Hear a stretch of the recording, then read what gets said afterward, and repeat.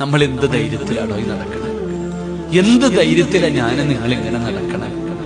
അസ്രായേൽ വന്നിട്ട് പോകാൻ പറഞ്ഞാൽ പോയല്ലേ പറ്റൂ. എന്തും കൊണ്ടാ നമ്മൾ പോവാ. കുറെ പണമുണ്ട്, കുറെ പണമുണ്ട്. നിന്റെ ഉപ്പ പോയപ്പോ ഒന്നും കൊണ്ടുപോയില്ലല്ലോ.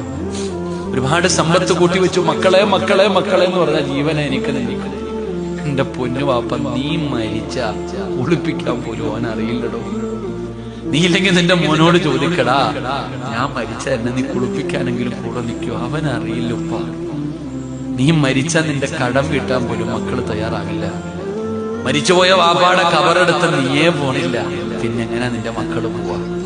അതുകൊണ്ട് എന്റെ സഹോദരങ്ങളോട് ഞാൻ പറയാ, ജീവിതത്തിൽ രക്ഷപ്പെടണമെങ്കിൽ എന്തെങ്കിലുമൊക്കെ ചെയ്തു വെക്കണം.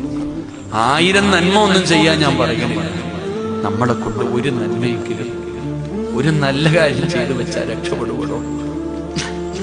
അള്ളാഹു നമുക്ക് നല്ല മരണം തരുമാറാകട്ടെ.